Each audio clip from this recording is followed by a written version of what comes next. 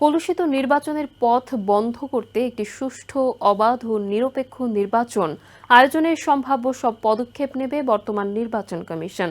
রবিবার সকালে ঢাকার আগারগাঁওয়ে নির্বাচন প্রশিক্ষণ ইনস্টিটিউটে ভোটার হালনাগাদ কর্মসূচির তথ্য সংগ্রহকারী ও সুপারভাইজারদের প্রশিক্ষকদের প্রশিক্ষণ কার্যক্রমের উদ্বোধন অনুষ্ঠানে এই কথা বলেছেন নির্বাচন কমিশনাররা।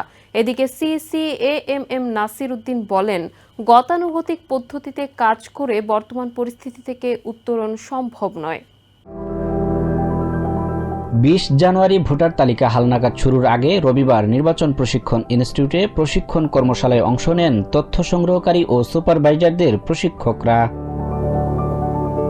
সকালে প্রশিক্ষণের উদ্বোধনী পর্বে অংশ নেন সিইসি সহ অন্য কমিশনাররা।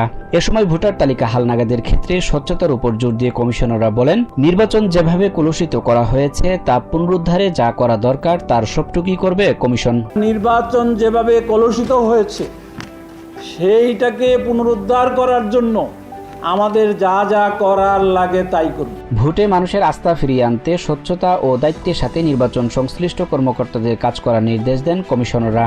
সিইসি নাসির উদ্দিন বলেন, ভোটারদের বঞ্চনা দূর করতে চায় তার কমিশন। গতানুগতিক পদ্ধতিতে কাজ করার সুযোগ নেই উল্লেখ করে প্রধান নির্বাচন কমিশনার সংশ্লিষ্টদের পেশাদারিত্বের সাথে কাজ করার আহ্বান জানান। 40টি ব্যাচে প্রায় 1000 প্রশিক্ষককে প্রশিক্ষণ দেওয়া হবে। পরে এই প্রশিক্ষকরা প্রশিক্ষণ দেবেন ভোটার তালিকা হালনাগাদের তথ্য সংগ্রহকারী ও সুপারভাইজারদের।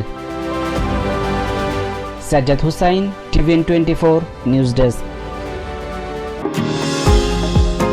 নিউ ইয়র্ক থেকে সম্প্রচারিত টিভিএন 24 টেলিভিশন বিশ্বজুড়ে বাঙালির কণ্ঠস্বর।